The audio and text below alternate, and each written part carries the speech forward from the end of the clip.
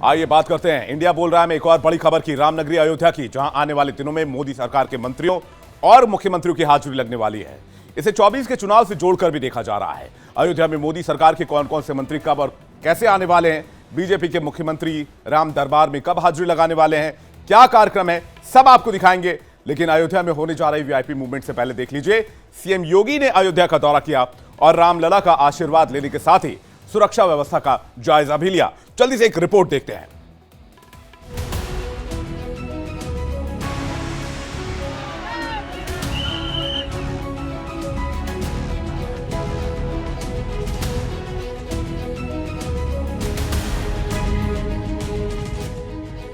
भगवान राम का दिव्य दरबार, सीएम योगी का बारंबार प्रणाम।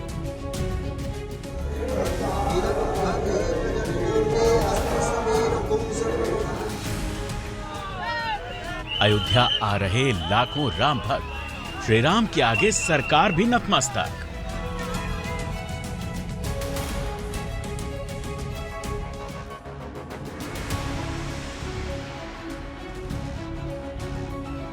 अयोध्या आएंगे मोदी के मंत्री और मुख्यमंत्री, श्री राम की जयकार से लगेगी हैट्रिक।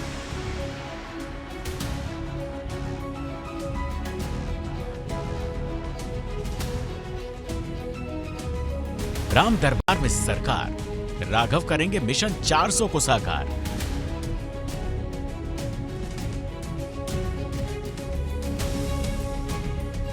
दो 2024 के चुनाव से पहले राम मंदिर की प्राण प्रतिष्ठा को बीजेपी की बड़ी जीत के तौर पर देखा जा रहा है।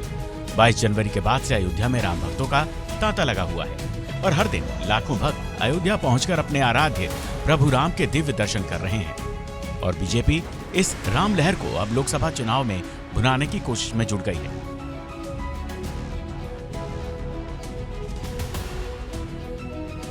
अयोध्या आ रहे राम भक्तों को किसी भी तरह की कोई समस्या न हो, इसके लिए यूपी के मुख्यमंत्री योगी आदित्यनाथ एक बार फिर अयोध्या पहुंचे और रामलला के दर्शन के साथ ही विकास कार्यों और अयोध्या आने वाले वीआईपी मेहमानों को लेकर की जा रही तैयारियों की समीक्षा की।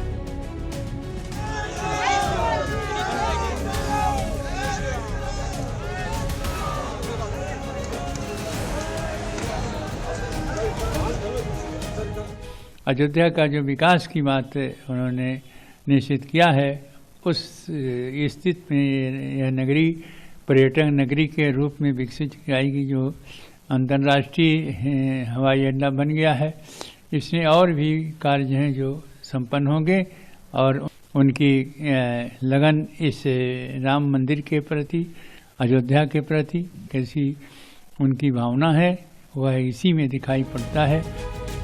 सोमवार को अयोध्या पहुंचने के बाद मुख्यमंत्री योगी आदित्यनाथ ने सबसे पहले महर्षि वाल्मीकि अंतर्राष्ट्रीय हवाई अड्डे का जायजा लिया और यहां से योगी सड़क मार्ग से हनुमानगढ़ी पहुंचकर हनुमान लला की पूजा अर्चना में लग गए और बजरंगबली का आशीर्वाद दिया।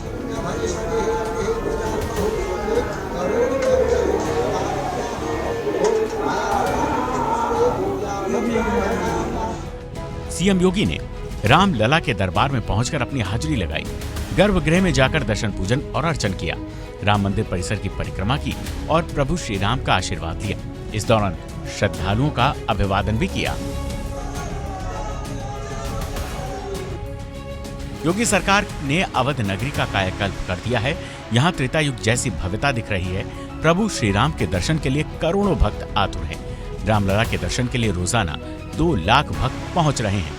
तो 4 मार्च तक वीआईपी मूवमेंट बढ़ गया है। ऐसे में किसी भी तरह की दिक्कत ना हो, इस पर सीएम योगी का पूरा फोकस है।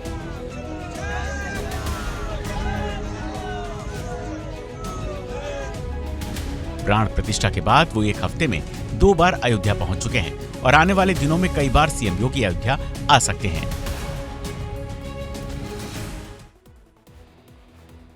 यानी जिन राम के नाम पर बीजेपी 2 सीट से 300 पार पहुंच गई, अब उसी नाम के सहारे बीजेपी मिशन 400 को कामयाब बनाने में लगी हुई है। और बीजेपी की प्लानिंग ऐसी है कि आने वाले वक्त में हर दिन मोदी सरकार का कोई मंत्री या बीजेपी का मुख्यमंत्री राम दरबार में हाजिरी लगाते नजर आएंगे।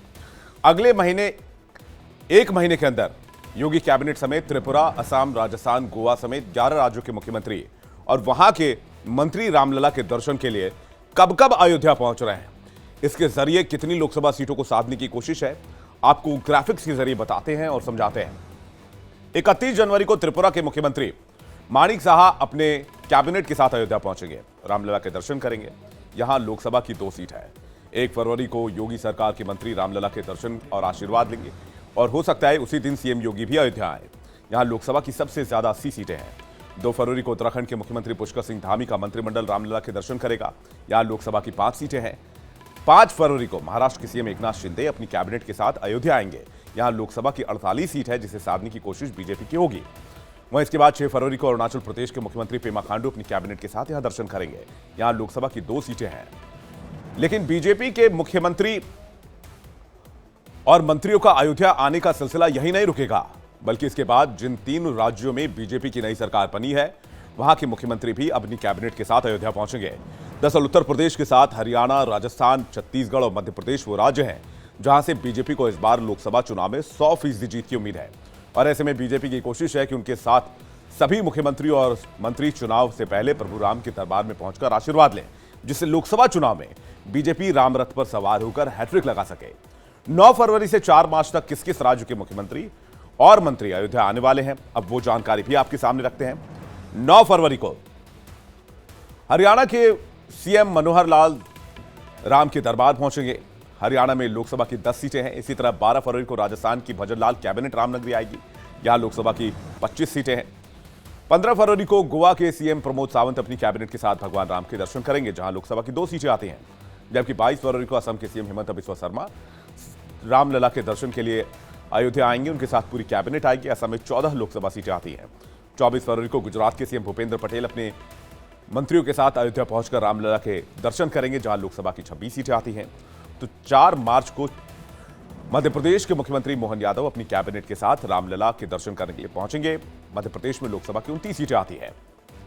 यानी जो राम लहर इस वक्त पूरे देश में दिखाई दे रही है, बीजेपी उस पर सवार हो रही है। अयोध्या में राम नाम की गूंज है, पूरे देश में राम नाम की गूंज है और बीजेपी रामलला की घर वापसी से बहुत उत्साहित भी है। बीजेपी को लगता है कि 24 के चुनाव के लिए पीएम मोदी ने जो नारा 400+ का दिया है, वो इस बार जरूर साकार हो जाएगा। लेकिन इसी के साथ ही अब काशी मथुरा पर संग्राम, एक बार अयोध्या का नाम निकलता है तो काशी मथुरा का जिक्र होने लग जाता है। 100 करोड़ से ज्यादा हिंदुओं की आस्था के प्रतीक भगवान राम 500 साल के बाद अपने टेंट से निकलकर दिव्य धाम में विराजमान हो चुके हैं। जो राम सबको लाए हैं, वह भगवान श्री कृष्ण और भोलेनाथ को भी लाने की तैयारी कर रहे हैं। वाराणसी की ज्ञानवापी मस्जिद को लेकर एएसआई की रिपोर्ट सार्वजनिक हो चुकी है और हिंदू पक्ष को उत्साहित भी कर रही है। तो अब सुप्रीम कोर्ट ने 10 तहखाने समेत ज्ञानवापी के सील इलाके के सर्वे का आदेश दे दिया है, जिसके बाद कहा जा रहा है अयोध्या झांकी है, काशी मथुरा बाकी है। एक रिपोर्ट दिखाते हैं, उसके बाद डिटेल से इस खबर पर जानकारी।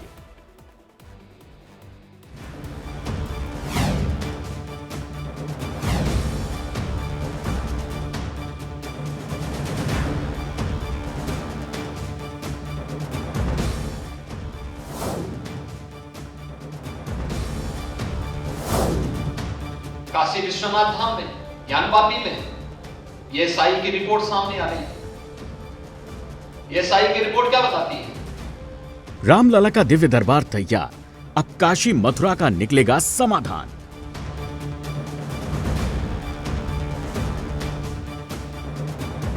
जय श्री राम। हो गया काम। उस समय एक नारा लगाते थे, राम कृष्ण विश्वनाथ तीनों लेंगे एक साथ। हम लोग शुरू से ही ये बात कहते रहे कि अयोध्या, मथुरा, काशी, ये तीनों के तीनों स्थान हमें चाहिए, क्योंकि ये मंदिर थे। 500 साल के लंबे इंतजार के बाद भगवान राम अयोध्या के अपने दिव्य धाम में विराजमान होने के बाद देश में राम नाम की लहर नहीं, सुनामी चल रही है। पूरा देश जय जय श्री राम के नारे लगा रहा है और 24 के चुनाव से पहले अब काशी और मथुरा पर भी संग्राम छिड़ गया है। एक तरफ जहां मथुरा के शाही ईदगाह के सर्वे को लेकर सुप्रीम कोर्ट में सुनवाई चल रही है, तो वहीं ज्ञानवापी के एएसआई सर्वे में हिंदू मंदिर के कई साक्ष्य मिलने के बाद हिंदू पक्ष ने सुप्रीम कोर्ट में एक नई याचिका दाखिल की थी, जिसमें एएसआई के डायरेक्टर जनरल से शिवलिंग का सर्वे कराने की मांग की गई थी। याचिका में कहा गया कि बिना शिवलिंग को नुकसान पहुंचाए सील किए गए पूरे इलाके का वैज्ञानिक सर्वे किया जाए, जिससे हकीकत सामने आ सके। जिस पर कोर्ट ने तहखाने खोलने और कथित शिवलिंग के वैज्ञानिक सर्वे कराने का आदेश जारी कर दिया है। सील्ड एरिया है, उसको इलाहाबाद हाईकोर्ट ने 12 मई 2023 को वहाँ पे ASI सर्वे के जांच के आदेश दिए थे, जिसके खिलाफ अंजुमन इंतजामिया सुप्रीम कोर्ट गया था और सुप्रीम कोर्ट ने 19 मई 2023 को उस पर रोक लगा दी थी। सुप्रीम कोर्ट में जो पास्ट हियरिंग हुई थी तो उसमें हमने ये बात रखी थी कि उस स्टे को वेकेट किया जाए और माननीय सुप्रीम कोर्ट ने कहा था इसके लिए आप यथाचित जो अप्रोप्रिएट एप्लीकेशन है वो कोर्ट में फाइल करिए। तो आज हमने उस स्टे वेकेशन की एप्लीकेशन माननीय सुप्रीम कोर्ट में दाखिल की है। साथ ही साथ हमने ये मांग की है कि जो सील्ड एरिया है वहाँ पे ASI को उसके फीचर्स स्टडी करने के लिए पूरी छूट दी जाए, उसको एक्सकेवेशन करने की इजाज़त दी जाए और बिना शिवलिंगम को डैमेज किए हुए उसकी साइंटिफिक स्टडी और जांच के आदेश दिए जाएं। ये दोनों याचिकाएं आज सुप्रीम कोर्ट में हमने डाली हैं और आगे आने वाले समय में मुझे उम्मीद है कि उसकी जल्द से जल्द सुनवाई होगी। ज्ञानवापी को लेकर ASI की सर्वे रिपोर्ट में जो खुलासा हुआ है वो हिंदू पक्ष के दावों को और मजबूत करता है। ASI ने वाराणसी जिला अदालत को अपनी रिपोर्ट सौंपी, जिसमें दावा किया गया कि हिंदू मंदिर के अवशेष 3 देवताओं के नाम जनार्दन, रुद्र, उमेश्वर, मंदिर के ऊपर मस्जिद, मंदिर से जुड़े सबूत मिले, हिंदू धर्म से जुड़े शिलालेख, मंदिर के खंभों के सबूत, कलाकृतियां बदली गईं, मंदिर के सबूत नष्ट किए गए। 500 वर्ष का भगवान राम का अभी तो प्राण प्रतिष्ठा का पुनर्प्राण प्रतिष्ठा का कार्यक्रम अयोध्या में संपन्न हुआ, पर अब भारत किस रूप में किस उत्साह के साथ जुड़ा है, दुनिया जुड़ी है, दुनिया एकजुट है। लोगों के लिए कौतूहल और आश्चर्य का विषय है। अभी आपने वाराणसी का देखा होगा, वाराणसी में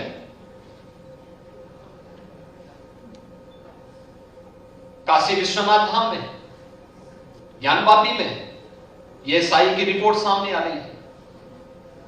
ASI की रिपोर्ट क्या बताती है? बहुत कुछ आपके सामने उदाहरण प्रस्तुत करता है। तो विरासत पर गौरव की अनुभूति कर रहा है। हम राम पर इसलिए क्योंकि राम हमारे पूर्वज थे, कृष्ण हमारे पूर्वज है। ये केवल हमारी आस्था नहीं, हमारी विरासत भी है और हम उस परंपरा पर गौरव की अनुभूति करते हैं। ASI की रिपोर्ट से हिंदू पक्ष उत्साहित है और शंकराचार्य स्वामी अविमुक्तेश्वरानंद ज्ञानवापी के मूल परिसर की परिक्रमा करने पर अड़ गए हैं। लेकिन जैसे ही वो अपने विद्या मठ से बाकी श्रद्धालुओं के साथ निकलने वाले थे, उसी वक्त पुलिस ने उन्हें रोक दिया और कहा कि आपके पास परिक्रमा की अनुमति नहीं है। दरअसल ज्ञानवापी मस्जिद के वजूखाने से शिवलिंग जैसी आकृति मिलने के बाद से ही हिंदू पक्ष ने अपना दावा और मजबूत कर दिया था और अब यूपी के डिप्टी CM ने अपना एक पुराना नारा दोहराया, जिससे काफी हद तक तस्वीर साफ हो गई। जय श्री राम। हो गया काम। देश में माननीय प्रधानमंत्री मोदी जी के नेतृत्व में सरकार बनने के बाद प्रदेश में भी हमारी सरकार बनी और जिसके कारण से 500 साल बाद रामलला अपने जन्म स्थान पर विराजमान हुए। मैं संघ का स्वयंसेवक हूं, बचपन से विश्व हिंदू परिषद के संगठन मंत्री के रूप में काम किया हूं। हम लोग जब श्री राम जन्मभूमि का आंदोलन शुरू हुआ था, उस समय एक नारा लगाते थे, राम कृष्ण विश्वनाथ तीनों लेंगे एक साथ। तो क्या अयोध्या के बाद काशी और मथुरा मुख्य चुनावी मुद्दा बनता हुआ नजर आ रहा है? सोशल मीडिया पर हमने पोल इस पर डाला, लोगों की क्या राय है आइए देखते हैं। जल्दी से हैशटैग इंडिया बोल रहा है पोल लेकर आइए। अयोध्या के बाद काशी मथुरा क्या मुख्य चुनावी मुद्दा बनेगा? 95% लोग कह रहे हैं कि यह मुख्य चुनावी मुद्दा हो सकता है। ये देखिए आप, पोल आपके सामने है। यूट्यूब पर भी हमने सेम पोल डाला, जल्दी से यूट्यूब का पोल लेकर आइए। यूट्यूब पर लोग क्या कह रहे हैं सोशल मीडिया पर? काशी और मथुरा क्या एक अहम चुनावी मुद्दा बन सकता है? 90% लोग यहां पे भी कह रहे हैं कि एक अहम चुनावी मुद्दा आने वाले समय में बन सकता है।